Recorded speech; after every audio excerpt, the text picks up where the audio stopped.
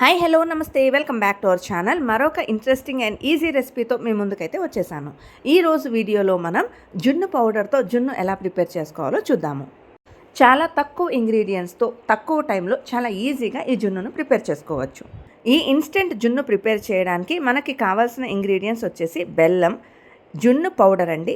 నేను ఈ కామధేను జున్ను పౌడర్ని అమెజాన్లో బుక్ చేస్తూ ఉంటాను. గత 5 to 6 ఇయర్స్గా నేను ఈ జున్ను పౌడర్తో ఇంట్లో జున్ను చేస్తూ ఉంటాను. టేస్ట్ అయితే చాలా బాగుంటుంది.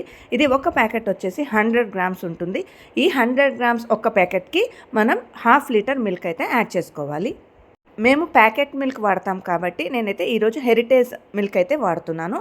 దీనికి మిల్క్ బాయిల్ చేయకూడదండి, పచ్చి పాలతోనే మనం జున్ను చేస్తాము. తర్వాత కొన్ని మిరియాలు అలాగే కొన్ని ఇలాచీ కూడా తీసుకోవాలి.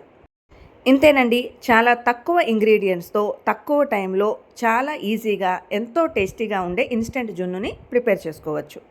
దీనికోసం ముందుగా మనం పచ్చి పాలని ఒక బౌల్లోకి యాడ్ చేసుకోవాలి. తర్వాత ఇందులోకి మన రుచికి సరిపడా బెల్లం కూడా యాడ్ చేసుకోవాలి.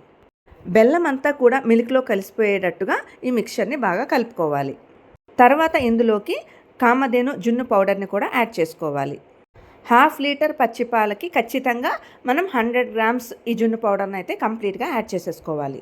తర్వాత ఈ మిక్చర్ని అంతా కూడా ఉండలేమీ లేకుండా బాగా కలుపుకొని తర్వాత ఇంకొక బౌల్లోకి ఫిల్టర్ చేసుకోవాలి. బెల్లంలో ఏమైనా చిన్న డస్ట్ పార్టికల్స్ ఉంటే అవన్నీ కూడా ఫిల్టర్ అయిపోతాయి.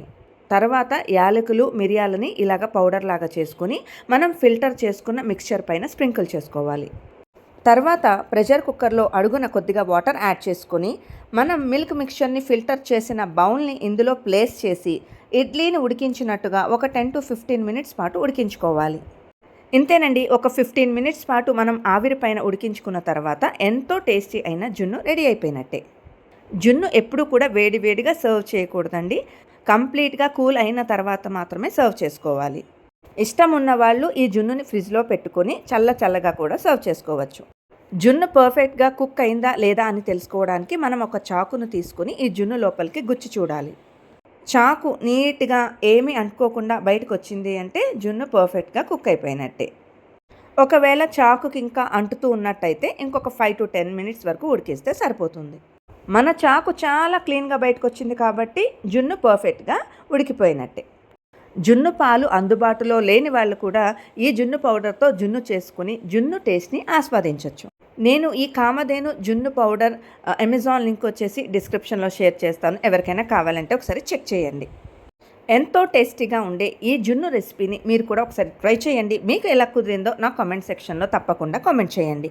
ఈ వీడియో మీ అందరికీ నచ్చినట్లయితే లైక్ చేయండి, షేర్ చేయండి. అలాగే తప్పకుండా మన ఛానల్ని సబ్స్క్రైబ్ చేసుకోండి. నోటిఫికేషన్స్ కోసం పక్కనున్న బెల్ ఐకాన్ని కూడా యాక్టివేట్ చేసుకోండి. Thanks for watching. Meet you the next video. By.